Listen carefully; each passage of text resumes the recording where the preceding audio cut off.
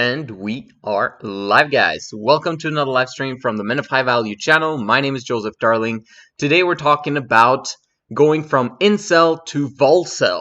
I've never used those terms before, at least the Volcel one. Incel, I know everyone pretty much knows what it is, but Volcel, what is that? Involuntary celibacy to voluntary celibacy. Who would do that to themselves? Men of high value would do that to themselves temporarily, okay, until they're ready to take upon themselves a family and create a massive amount of happiness lifestyle in terms of having a family. This is what this movement is really all about. There are certain phases in your life that you start out with being a mama's boy. Okay, you grow up with your mommy, okay, for several years, and then you begin a sperm production. Around this time, it is crucial to become linked to a mentor, preferably your father. Preferably, he would be a man of high value, and he would teach you the ways of life. Most of us maybe didn't have that. We either didn't have a father, or we had a father, but he was low value. No offense to our fathers, but that's just how it is. Most men are not men of high value at all, which means that we're trying to figure out our own selves throughout our teenage years between the age of 11, 12 years old until we become men and have to move out, which hopefully we do, right? And then we go out into the world, and very often we're still kids. We're still just boys trying to figure out life and trying to figure out women and trying to figure out how to become successful. And then the only people we have available to us as examples are celebrities, very often. And that's ridiculous, okay?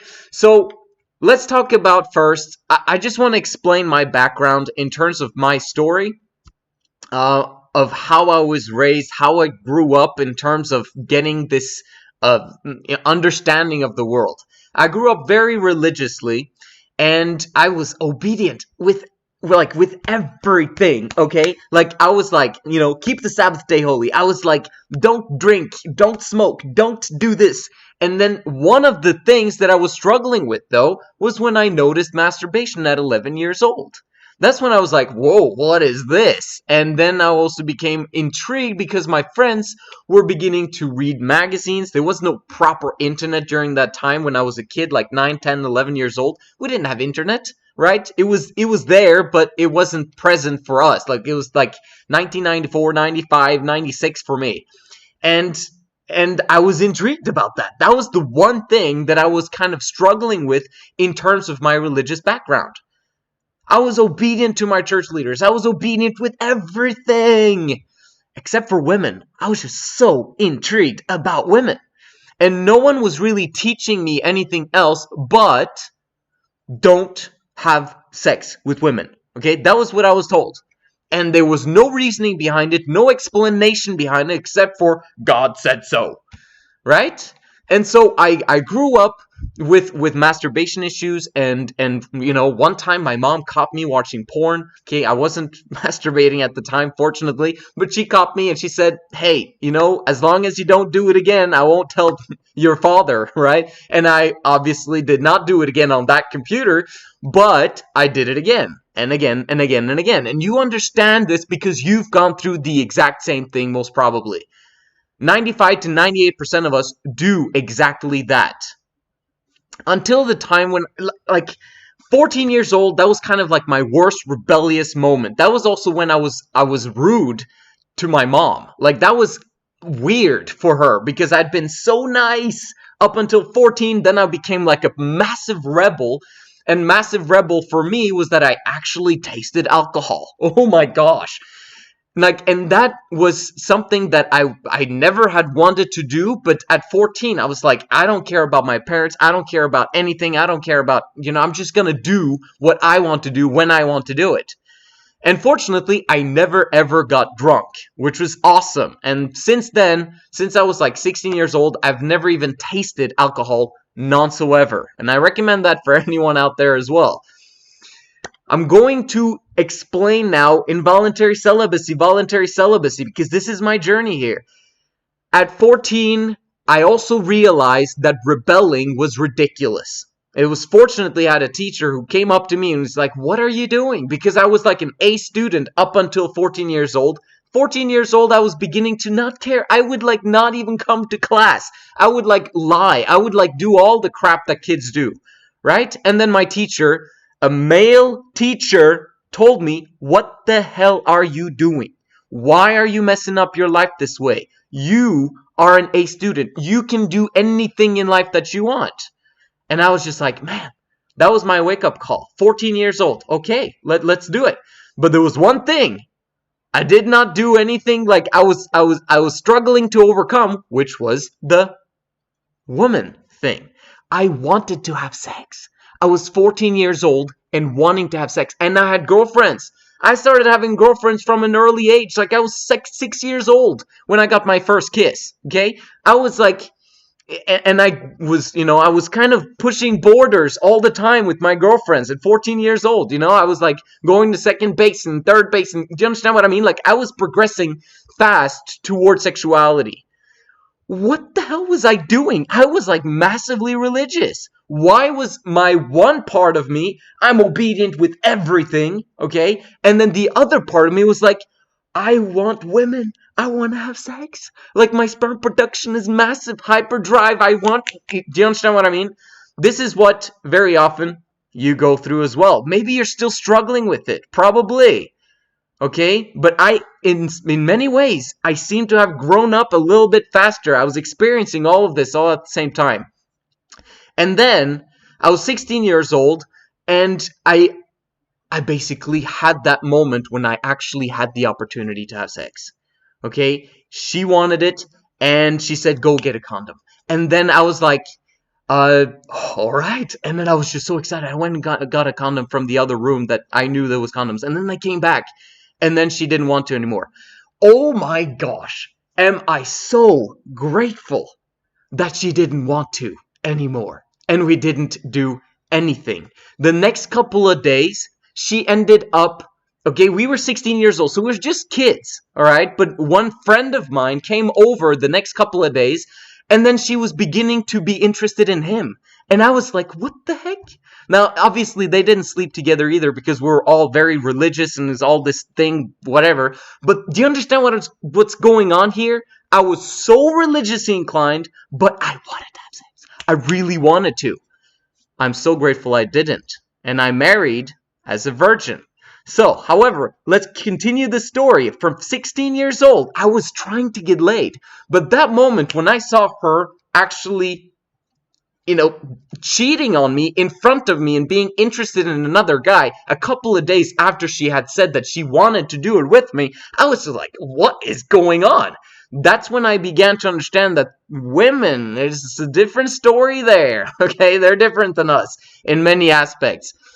At 18 years old, I was ready to get married, okay? I remember going to America. I was an exchange student in high school, and I was like, I found my girlfriend. This was the love of my life, okay?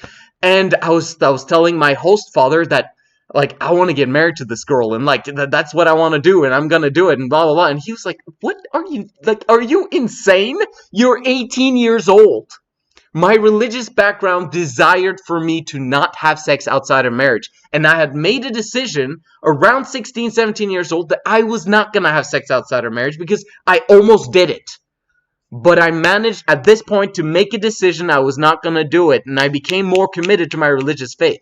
Fortunately, I was growing up. Interesting, huh? And then at 18 years old, I was getting close and close and closer with this girl, and then I was like, we need to get married. Like, I want to get married. I didn't propose, but it was so close. And then I made a decision to not get married, fortunately. Oh my gosh, fortunately. And I decided to go to Africa instead for 2 years and to be a missionary. Okay? So, as I did this, that's when I chose a proper, like, I was 19 years old, 18 and a half when I made that decision that I was going to be voluntary celibate completely. No girlfriend, no nothing. Just going to Africa to serve the Lord. Alright? And I did that.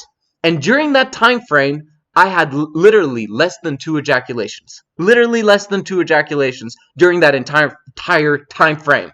They were from masturbation, I believe, but there was like 1 or 2 other times from like wet dreams. But that was it. That was it. I was completely focused on the work that I was doing. Okay? And I worked hard. We're talking 70 to 80 hour work weeks, okay? Or more. It was intense, but we were getting success in terms of the metrics of baptisms and all that crap, okay? I went through all of that. I've gone through the religious background. I know what I'm talking about when I explain things, you know, and I've listened to people. The only thing we did as missionaries was listen. And I got all these case studies. Okay, and since I was an A student as a child, is basically I have like this memory thing. Like my mom has always told me, like, your memory is like spot on. How do you have so good memory? That's why I could like remember every single case study, everything that people are telling me. I just like, my brain works like that. It's a memory sponge in the sense that I remember the case studies. That's why we come up with these principles that are principles. They're universal because I have 10,000s of case studies throughout my life and I soak up information everywhere that I go. I understand these things. Again, from involuntary celibate, because that's what I was as a teenager. I wish I could have sex. Right? At 19 years old, or pretty much 18 and a half years old, I became a voluntary celibate. And my life completely changed in the sense that I had no interest in being with women at the time because I wanted success for the Lord at that time. Do you understand what I mean? And I was exponentially, massively getting the success that I wanted there. Interesting. Imagine if I had put that effort that I gave to the Lord in doing that work in terms of building up financial success. Oh my gosh, where would I have been today? Right? From a financial standpoint. Why? Because very often the work that anyway, going back to voluntary celibacy, just the exponential growth you get when you focus all of your energies, including your sexual energies, that instead of focusing it on women, you're focusing it on success. Do you understand what I mean? All of your energies goes towards success, and basically the universe begins to bless you and give you everything that you're focusing on, because you come from an aspect of abundance instead of need. Okay? Very often when you chase after women run away just like doves, right? It's the same thing with money. If you chase after money, then the money disappears. The awesome thing about semen retention is that when you are retaining and practicing that discipline, you end up naturally having things gravitate towards you because you don't have any need. That's what voluntary celibacy is all about. You have no need, not whatsoever. Massive desire, though. Massive amounts of desire, but no need. Very, very big distinction. Very big difference. When you go from involuntary celibate to voluntary celibate, and you actually practice the discipline of semen retention so that you keep up the fire, you keep up the motivation and the drive to achieve what you want to achieve throughout your life, women begin to gravitate towards you. And if you're voluntary celibate, you'll say no thank you because you've got more important things to do. Women were designed to distract you. Women were designed to distract you from achieving your purposes. You understand that, right? You will not achieve your potential if you continuously chase after women. And the beautiful thing about it is that if you do achieve your potential, or at least some aspect of your massive amounts of potential, women run after you. And that's what we're trying to set up. Okay? Until you're able to get the 3 best top shelf women that you could ever possibly get in your life, and you make a lifelong commitment that it is these 3 and these 3 only for life, and I'm never, ever, ever gonna look at women with lust other than these 3 for the rest of my life. Lust within that family bond is good and amazing and should be practiced. Lust and love massively coincides in 3 Girls in Love, but it should never be encouraged outside of the home, outside of the bonds of those romantic relationships. Never.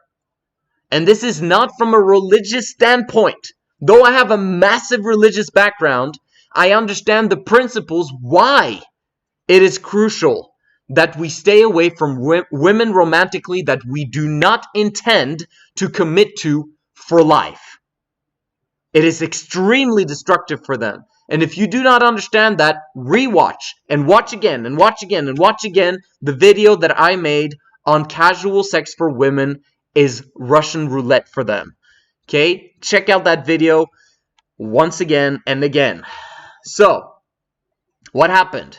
21 years old, back to Norway. That's where I was from.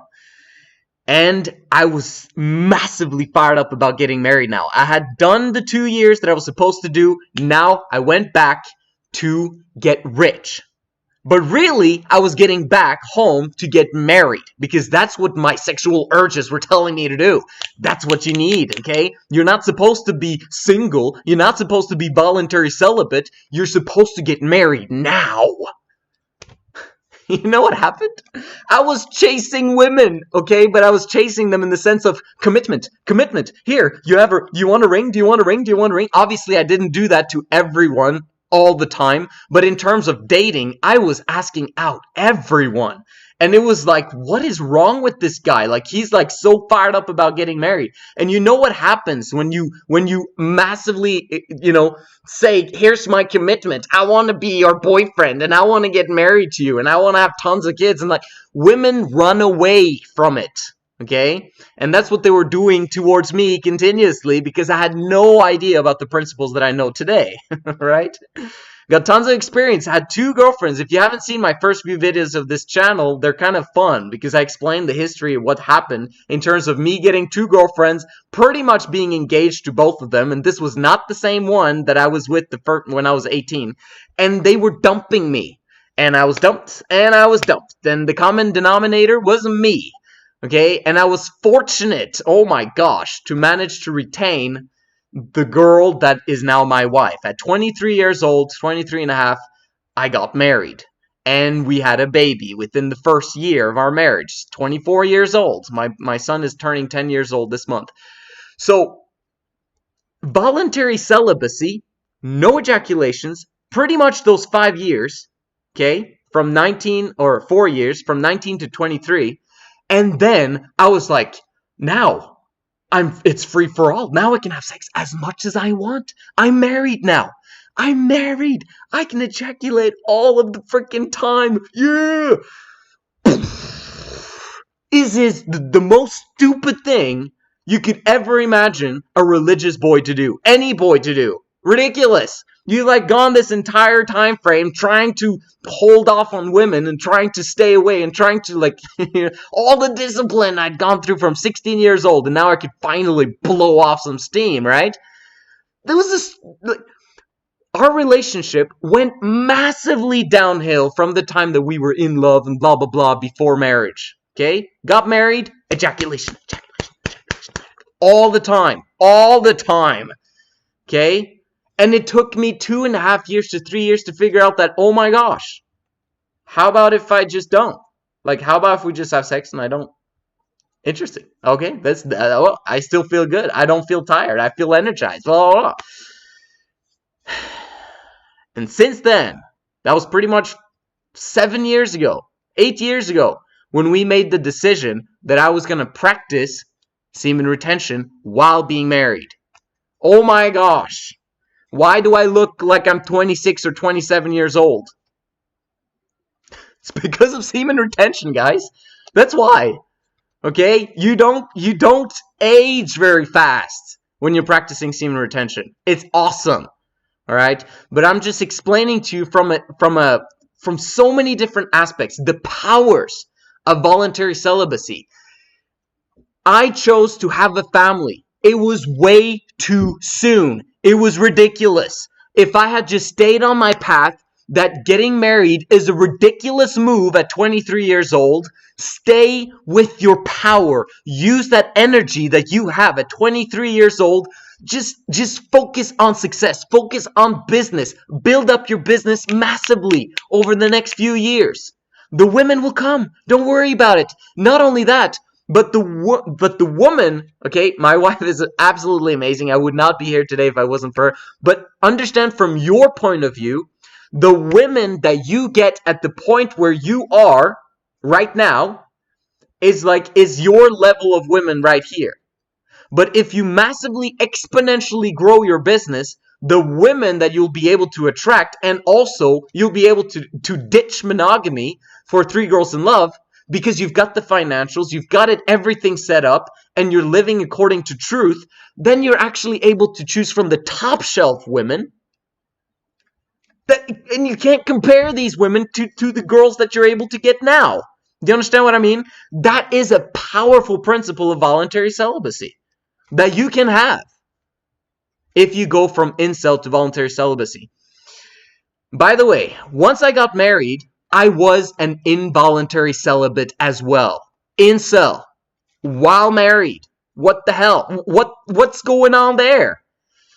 I'm going to explain this principle and then I'm going to let you guys go. The aspect of ejaculation, what happens? Every time you ejaculate, your body now gets a response that we need to produce more. We need to produce fast so that we can get ready for his next ejaculation as soon as possible. When you're young, between your teenage years and your 20s, you produce a lot because you need a lot. That's when you're most energized, right? You can keep that energy long term though if you practice semen retention, but very often you lose that same drive, that same motivation, that same about life that you had in your teenage years and in your 20s because you've ejaculated so many times. Okay, so many times. You lose your masculinity over time because of that. But the aspect of when I got married, I didn't understand all of this. So I was just massively ejaculating like 3 times a week, right? We were having sex, sometimes it was every day. Like I wanted it every day. So very often, because she was very submissive and she wanted me to be happy and she wanted our relationship to work and everything, she gave it to me very often. And then she kind of got tired of it over time, and then it was just like, maybe we can hold off a little bit, like take a chill pill, take a break. And I was just like, I remember me being in the kitchen and thinking to myself, oh my gosh, what if I had polygamy, but like I don't think I'd be satisfied with 3 women. I don't even know if 10 women would be enough. I don't know if 20 women or 50 women would be enough. Would it be enough? Really? This is what goes on in your brain when you ejaculate on a consistent basis. Rollo Tomassi talks about this, where he says that men want unlimited access, unlimited amounts of women. And I'm like, bro, that's only because you ejaculate. If you were practicing semen retention, you would actually not have a need at all. And that's what I noticed. The moment I went over from being involuntary celibate, most of the time in my marriage, even though we were having sex 3 or 4 times a week, I was still involuntary celibate. Now I'm voluntary celibate in my marriage when she doesn't want it, right? I want it massively more than she does, but I restrain myself because I'm voluntary celibate. And I do it when I want to and she wants to, and when she doesn't want to, I don't need it at all. That's awesome. But I massively desire it. Do you understand what I mean? The difference between that? Now I understand how it works, and I know that 3 is sufficient. Why is 3 women sufficient? Because it is what emotionally fulfills them. And I know that if I can't emotionally fulfill my women, why should I take on more women since I can't emotionally fulfill those. Do you understand what I mean? So the number 3 is crucial in terms of women's capacity. First and foremost, we got to think about them first, because if your family is awesome, your life is going to be awesome, right? That's how a leader needs to think. In the same way as when you establish a company, the first people that you pay is not yourself, right? If you own a business, you pay your employees first to make sure that they're safe, they're happy, they're okay, so that they can be consistent with their work. In the same way, in a family, you pay them first and make sure that they're emotionally fulfilled first. That will emotionally fulfill you as a leader. That's how it works with semen retention, with voluntary celibacy. I want my women to be emotionally fulfilled first. And if they are, then my life is absolutely amazing. And that's why I know that 3 is the magic number. Not 4, not 5, not 6, nor any of the above. It's ridiculous to think like a man that you want more than that. Okay? Anyway, that's what I wanted to share about from incel to voluntary celibate. Being a voluntary celibate, man, if you manage to crack that code of semen retention and make a decision, I will not have any romantic relationships with women until I have achieved my financial purposes. Don't set the goal of $1 million for the $1 million. Set it for who you become in the process. And the person that you become is going to be ready for 3 Girls in Love if you understand the principles that make 3 Girls in Love work. And when you have that, the motivation that you will get from having 3 women, okay, and having that outlet of sexual relationships without the ejaculation is going to pump you up like nothing else, okay? Like the hardest part is your first million, right? But let's think in Bitcoin right now. Let's say it was just 10 Bitcoin. Okay, that's the goal that you have before you're going to start becoming romantically involved with the women that you choose for life. At that moment in time, when you've committed and everything is solidified and you don't have kids right away, then the speed of which you're going to get to your first million or your 100 Bitcoin or whatever it is that you do, right, is gonna be exponential because of the drive, the motivation, the fired upness, the happiness, the joy that you're gonna have from 3 Girls in Love lifestyle. And that's gonna be an exponential curve that's gonna last for a lifetime. That's how we create powerful men of high value forever. This is going to be one of the biggest movements, if not the biggest, in the history of the world, in terms of establishing truth, freedom, and family. Let's see if there are any questions. Come with questions, guys. This is your time. What's up? The internet is where I come to for mentorship. Good. Cognitive dissonance. Haha, I can relate. Right, absolutely. Semen retention for memory. I'm day 12, semen retention. I'm going to hold on to my masculinity. All right, bring the questions, guys. This is what it's all about. So, I hope that's what I wanted to share with you guys today. There's so much more to say. I was thinking I'm going to make a video about edging in the next video because a lot of you guys are wondering about edging. Is edging a good thing? Should I be edging? No, you should not. But I'll explain why in the next video. This is the Men of High Value channel. My name is Joseph Darling. I will see you in the next one. Alright, fine. There was one question. Do women get the same pleasure that men do? In today's sexual world, and in the world that we've had for the past 6,000, 8,000 years, if you believe in creationism and all that stuff, if you believe in the evolutionary theory, then we've been here for millions of years. For millions of years, sexuality was pretty much only about men's pleasure. And women were trying to get protection and, trying to get what they wanted from men during that time frame. Protection, security, all that stuff. It wasn't very much about sexual pleasure unless they were cheating. Then it was about pleasure. Then it was about excitement. Okay? That's screwed up. Not their fault though. That's how they're designed. And then now we're moving towards today where we're living in feminism thank goodness, by the way, where women finally have rebelled against bad patriarchy. Now, obviously, matriarchy and feminism doesn't work. Obviously, we know that. But it was crucial. It was important in order for them to voice their concerns on a global basis of the problems that men are causing. Because men are truly the ones that have not been emotionally fulfilling women. So the question is, do women get more pleasure than men? Women are way more emotional than men, meaning more intense emotions. So, by nature, they actually are designed to have more pleasure and more happiness than men do. However, men are consistent. But because we're consistent, women are very much up and down very often. But they've got an inbuilt system in them that's their design is to have more pleasure and more happiness than us. The first shall be the last, and the last shall be the first. You heard that one? Men have been first for a very, very long time.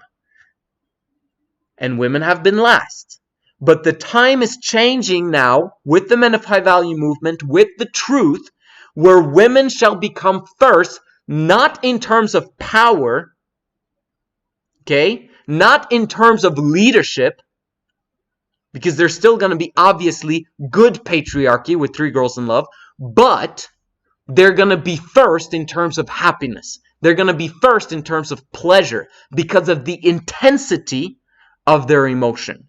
And that is a fantastic thing, because if you understand how sexuality works, you will know as a man that you are more excited about her intense pleasure and her joy and happiness in the bedroom than you are about your own pleasure. That's where we derive our greatest joy and happiness from as men, is women actually receiving their pleasure.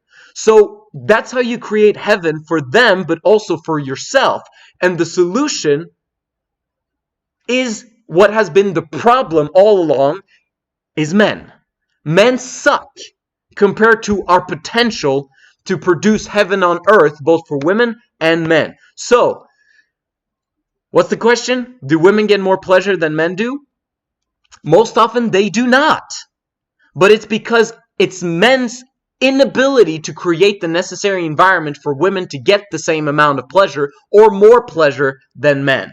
But if the perfect environment is there, according to nature, according to what women's designs were, which is 3 Girls in Love, then yes, their intense emotions are going to be way more intense than men's, and their sexuality can finally come to fruition, and they can open up to their full, complete potential in the bedroom like never before. Only possible in 3 Girls in Love. Impossible in monogamy. You are ruining a woman's potential in monogamy.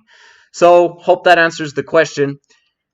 Have a fantastic day, guys. You guys are absolutely awesome. Make sure you like and subscribe. And also, as always, share this with everyone you know. I'll see you in the next one.